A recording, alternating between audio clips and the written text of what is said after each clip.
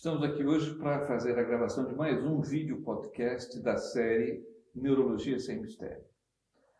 Não por acaso, hoje faremos a gravação aqui na Pinacoteca da PM, já que receberemos um artista, nada mais justo do que recebê-lo em meio a tantos outros artistas. Quem estará conosco hoje é o Dr. Alexandre Bezerra. Certamente muitos de vocês não o conhecem.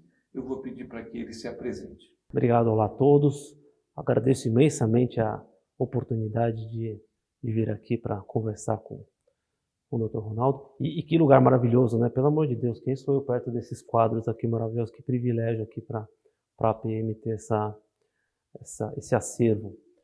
Mas meu nome é Alexandre Bezerra, eu sou médico de formação, me formei em 96 e eu sou de especialidade, eu sou cirurgião de cabeça e pescoço, ou seja, a gente brinca, né? A gente faz um downgrade de medicina para cirurgia, mas pelo menos cabeça e pescoço a gente está próximo de vocês, né?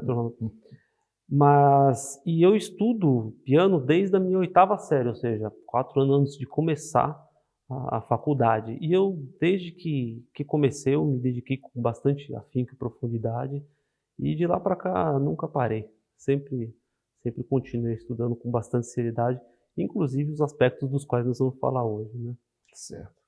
E não é fácil conciliar duas coisas tão que precisam, que exigem muito como o piano e a medicina, né? Dizem, isso aí é dito, né? A medicina é uma amante exigente. Uhum. Então deixa espaço para pequeno, para a família, para outros prazeres. Imagina para se dedicar ao piano. Como é que você consegue fazer as duas coisas dessa forma, assim, tão devotada? Antes de eu entrar na faculdade, eu já passei por aquele período meio sabático, né, que a gente precisa para qualquer tipo de atividade que você queira fazer bem feito, né? Quer dizer, de estudar horas e horas, até desenvolver uma técnica, etc. e tal. Agora, no decorrer da medicina, muitos momentos são difíceis, né? No meio da faculdade, durante a residência, em alguns momentos, por exemplo, em provas de especialista, que você tem uma dedicação ainda maior na área da medicina. Então, nessas áreas, o piano fica lá flutuando por aí, né? E o que acontece hoje em dia a minha parte do piano, ela sempre fica ali, mas quando você tem alguma coisa específica para fazer, ou porque bolamos aí um concerto, um recital, ou alguma coisa específica, aí você separa um tempinho mais para se dedicar àquilo. E como temos pouco tempo livre, de maneira geral, quando você separa, tem que ser sempre com muito foco, porque senão você não consegue, né? Você não é um pianista de horas vagas, você é um pianista com compromissos nessa área. Quando eu não tenho compromissos, eu sou de horas vagas. Quando eu tenho, aí a gente estuda bastante, né? Mas eu costumo brincar que eu falo que eu sou um operador de piano, né? As duas coisas, com certeza. As duas coisas, né? Sim, e você estava dizendo, então, que relativamente começou tarde a tocar piano, né? Se comparar com outros pianistas quase tão famosos quanto você. E eu acho que, no teu caso, as duas paixões cresceram juntos. É verdade isso? Mais ou menos. Quando eu estava na 6ª série, eu já tinha definido na minha cabeça que eu queria fazer medicina. Então isso já era límpido, né? Já era cristalino, né? E agora, o piano não, o piano foi súbito, né? Minha avó tocava, o piano foi para minha mãe, eu tenho 3 irmãs, todas tocavam, e aí todo mundo parou, o piano ficou lá meio largado, etc e tal. Aí eu comecei a tocar. Só que na hora que eu comecei a tocar, aí eu mergulhei no mundo do piano, não só de estudo da música, mas como de começar a ir atrás das curiosidades, das biografias, o que era isso, de entender melhor a questão da música, né? Todo mundo fala, mas música clássica você precisa entender para apreciar. Não, você não precisa entender, mas quanto mais você entende, mais você aprecia, eu acho que com qualquer atividade, né? E então, desde que eu já comecei com essa pegada de ver as biografias dos compositores, etc e tal, e aí que vem os casos aí que a gente vem falando, né? qual foi assim o primeiro caso clínico que te chamou a atenção não só pianista, mas em algum compositor erudito? Basicamente, o teu estudo é em composição erudita, né? O meu estudo, então, exatamente. O meu foco de estudo é as doenças que os compositores eruditos tiveram e quais as influências que essas doenças possam ter tido em suas obras, né? Basicamente, assim, dando um preâmbulo, eu fico fascinado com a capacidade que o intelecto humano tem de criar coisas, né? Seja na parte artística, música, quadro, literatura, ou seja nas partes técnicas, né? E sempre existe a criação pela criação em si, né? No caso da música, eles chamam de arte, música total, quer dizer, ele faz a música pela música que ele tem, mas existem influências externas que têm impacto nas obras, e as pessoas têm de maneira geral, valorizam muito aspectos, por exemplo, sentimentais, né? A pessoa fez aquela música porque nasceu a filha, ou porque terminou o relacionamento, né? Mas existem outros aspectos também, aspectos religiosos, políticos e das circunstâncias da vida de cada um. E o meu foco é o que as doenças deles causaram que possam ter impactado nas suas músicas. Aí eu estava lá nos idos de 1988, né?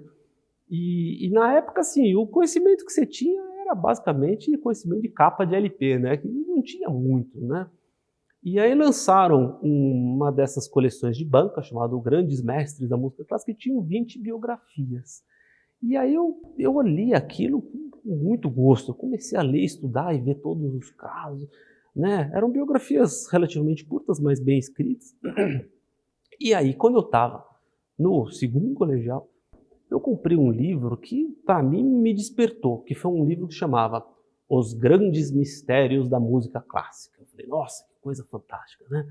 Então, tinha lá os títulos, né? O primeiro era O Funeral de Mozart, né? Aí você fala, poxa, o funeral de Mozart? O que aconteceu? Mozart era muito popular na sua época, através de peças como, por exemplo, esta daqui.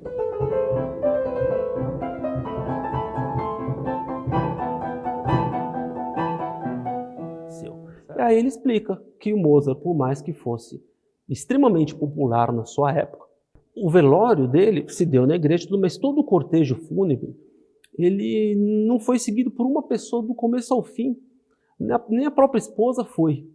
E ele acabou sendo lançado em vala comum, né? Então muita gente fala que ele foi enterrado como um indigente, né? E isso era o caso número 1. E aquilo ficava na minha cabeça, mas como é possível uma coisa dessa, né? E aí outros casos, então, a psicose de Schumann, o suicídio de Tchaikovsky, né? A surdez de Beethoven, né? Que é uma das coisas, dos capítulos mais fascinantes, né, do que eu estudo. E aquilo ficou na minha cabeça e eu li aquilo, só que não tinha muito como desenvolver, porque a gente não tinha uma literatura. Aí, bom, entramos na faculdade, né? Aí na faculdade eu encontrei um outro entusiasta aí do assunto, um colega que fez psiquiatria, que ele gostava muito do caso do Schumann, né? Porque o Schumann tem uma história médica e uma influência na música assim, absolutamente riquíssima, né? Então, a senhora até perguntou qual foi o primeiro o primeiro foi o Schumann, porque quando eu peguei a biografia dele, eu vi que não é só que ele tinha o que o pessoal na época chamava de PMD, né, psicomaníaco-depressão, né? Hoje é o transtorno bipolar, seria o nome melhor hoje, mas que ele passou os últimos 2 anos da vida dele numa clínica de recuperação de doentes mentais, né? Quer dizer, o que o pessoal chamava antigamente de sanatório. E eu tinha uma tia que era psicóloga e psicanalista, e foi com ela a primeira pessoa que eu tive uma discussão clínica sobre o caso de um compositor. E o Schumann ainda dava mais dica, porque ele fala, olha, eu tenho o meu lado depressivo e o meu lado ansioso, né? E ele, como era também escritor, ele caracterizava 2 personagens na escrita dele para ser um personagem mais ansioso e o outro personagem mais depressivo, mais soturno, digamos assim, né? Então esse foi o primeiro caso, mas daí para frente foram vários, né? Você vai indo ver atrás das coisas, né? Quer ver, por exemplo, outro caso que eu acho fantástico, o caso do Chopin. Então, analisa a seguinte situação. Você está lá, um jovem compositor, admirado pela aristocracia de Paris, né? E aí você vai fazer uma viagem supostamente romântica, ou seja, você está com a sua companheira, um relacionamento novo, e vão para um local paradisíaco, né? Que no caso foi a Ilhas da Palma de Maiorca. Quer dizer, e lá ele iria terminar uma obra que ele estava começando a compor, que são os prelúdios. Então você imagina que numa situação dessa, seria assim, músicas extremamente bonitas, agradáveis, românticas no sentido, né? Mas entre essas peças tem algumas que eu vou tocar um trechinho aí para você ver se acha que combina com esta situação que eu estou contando. Imagine o Chopin quase em lua de mel, tocando isto.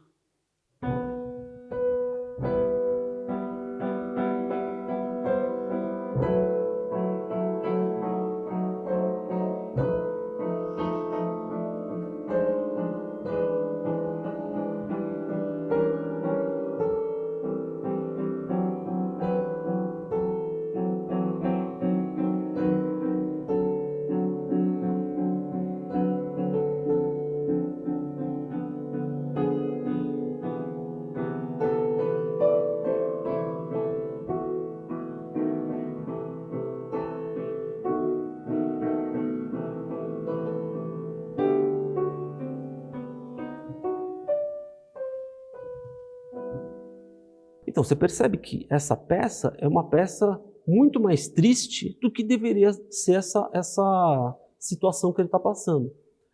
Mas, se você for tirar uma anamnese mais detalhada, você vai descobrir que Chopin foi para esta ilha por uma recomendação médica. Ele sofria de tuberculose e há questionamento se ele não tivesse alguma outra pneumopatia a mais, porque a tuberculose dele foi mais crônica do que o normal de uma cronicidade de tuberculose. E quando ele foi para a ilha, foi terrível. Não apenas do ponto de vista social, porque ele estava com a mulher que não era a esposa dele, ela estava com os filhos do outro casamento, não eram casados, aquela coisa, o pessoal não pegou muito bem. E ele também estava tossindo, então o pessoal fez ele expulsar ele da casa que ele estava e tudo mais. E o clima estava terrível, não parava de chover, ele piorou do quadro pulmonar, foi avaliado pelos 3 médicos da ilha, e os 3 se desencanaram, falaram que ele ia morrer. Então, aí sim você entende algumas peças com uma característica que nem essa, que aliás foram tocadas no seu próprio funeral. Isso é realmente, a gente vê, e a gente pode até fazer uma... A gente está aqui em meio, ao meio de quadros lindos, mas eu já vi obras de pintores que você olha para uma obra, você diz que esse é do fulano, e você olha para outro, esse não é do fulano. É do fulano, só que em outra fase surtando, colocando figuras fantásticas, fantasmagóricas no quadro, que absolutamente não tinha no outro quadro. Então você vê que de uma obra para outra pode haver essa mudança de inspiração, vamos dizer. Assim, é o que eu falo, a imensa maioria é a obra pela obra, não acontece, mas são tantas as exceções que ficam muito numerosas, e aí você vai analisando, são demais, né? Na pintura tem o Van Gogh lá também, todo alucinado, alterações oftalmológicas que possam justificar alguns pintores. O assunto é fascinante, né?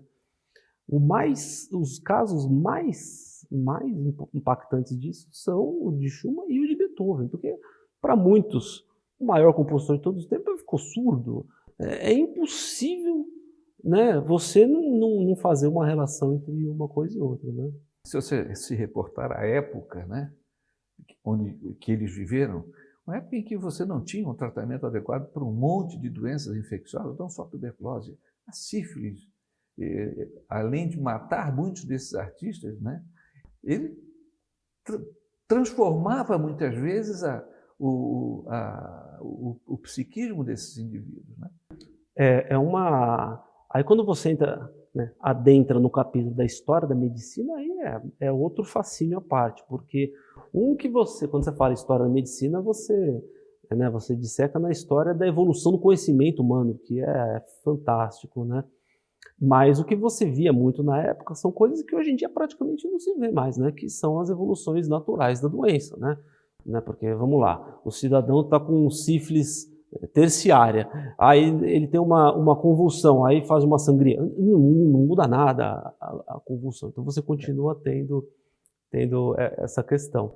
E a sífilis levou muitos muito precocemente, né? Donizete, por exemplo, Schubert, por exemplo.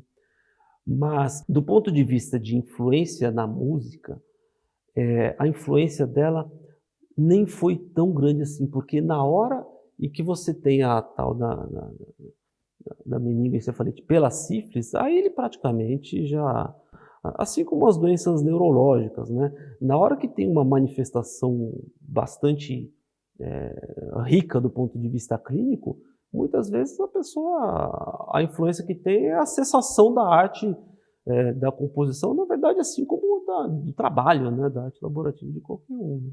A surdez do Beethoven tinha a ver com sífilis, não? Olha, em princípio não. Mas se eu te contar o rebuliço que isso deu, são muitas evidências que sugerem isso, só não tinha, a doença nem tinha sido descrita na época dele, né? Mas existem outras hipóteses, como, por exemplo, doenças autoimunes, intoxicação por chumbo e a sífilis. Por que a sífilis acontece? Porque a sífilis era tão prevalente na época, era tão prevalente que qualquer alteração neurológica, né, o pessoal já buscava a sífilis. Mas, em princípio não é uma hipótese diagnóstica fraca, mas há quem defenda.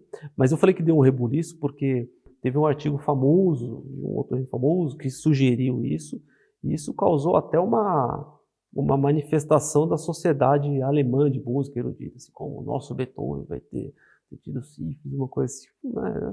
Essas coisas é meio difíceis de dizer. E sífilis, até hoje você lê em alguns livros, né, como descrita como uma grande imitadora de Great Pretender. Ela pode dar qualquer coisa. Pode. E surdez não era incomum. Não, como não é hoje. Hoje ainda vemos alguns casos de sífilis, principalmente a forma secundária, se manifestando inicialmente com surdez. Inicialmente, né? Mas depois já, na era pré-benzetacil, né? Exato. Assim, você tinha isso e depois você já tinha um quadro bem mais assim, né? O Donizete teve surdez.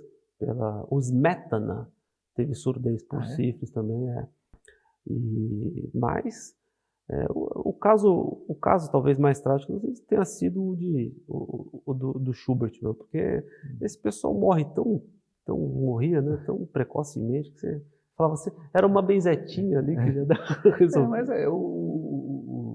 the way of life desses artistas facilitavam, né? Muitos deles, alguns eram casados, mantinham família, mas muitos eram promíscuos. Principalmente na juventude, né? O Schumann, por exemplo, ele teve uma juventude bastante promíscua. Depois casou e ficou tranquilo.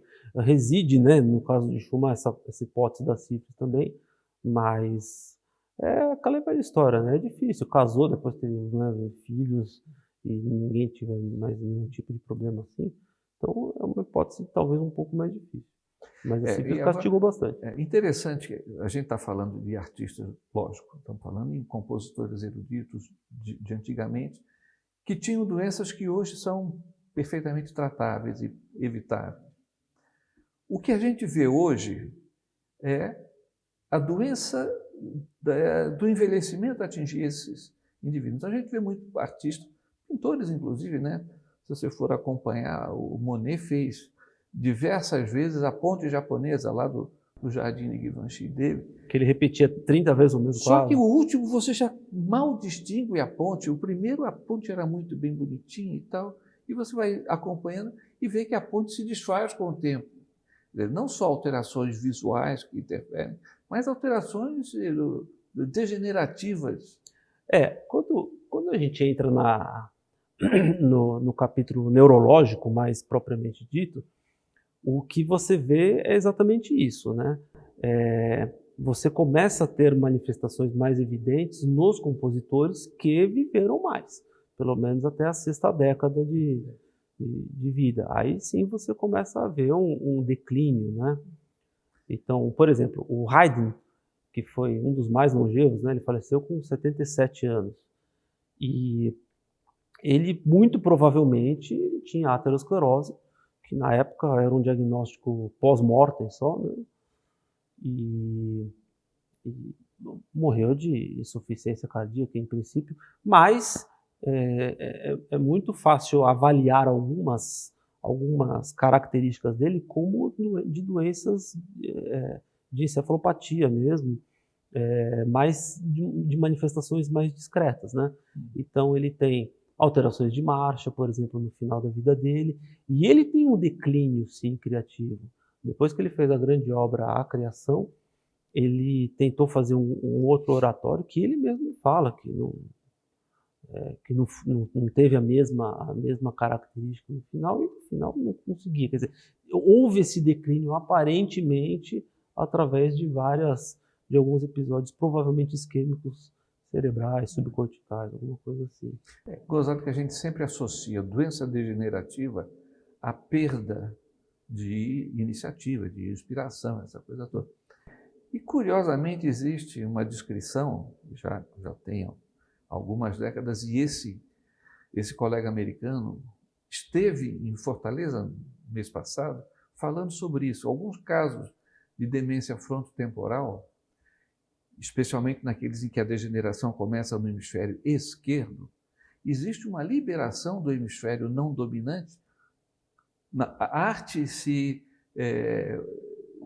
você tem manifestação bilateral, mas muitas vezes no hemisfério direito, algum ponto inibido pelo outro lado passa a se manifestar de forma mais evidente. Então existe um surgimento de habilidades, somente visuais e manuais, nesse indivíduo. Curioso isso. Curioso e fantástico, né? Fantástico, tem dois casos de dois russos, né? Que é o Shebalin, que teve uma série de eventos de isquemia cerebral. Ele, no fim, teve uma afasia importante. Ele era professor do Conservatório de Moscou e ele escrevia para os alunos, etc. e tal. E assim, a fala, né, é uma linguagem, né? É uma comunicação. E ele preservou a capacidade criativa, mesmo com a afasia. Quer dizer, mesmo não conseguindo se comunicar, a parte musical dele estava preservada. E ele teve um aluno, que é o Schnitzky, que é mais ainda, que também, depois que ele teve, se não me engano, 2 episódios de acidente vascular cerebral, ele teve um processo de criação dele ficou até melhor, né? Então, dizem, são compositores menos conhecidos, mas que as melhores peças dele foram depois que ele teve esses acidentes, o que Isso é absolutamente extraordinário, né? Principalmente porque, assim, uma coisa é falar em neuroplasticidade na infância, né? Que você molda, outra coisa é uns 50 anos de idade, né? Essas coisas são fantásticas. Um jovem de 50 anos, um jovem quer dizer, de 50, né? Jovem, bem jovem, né?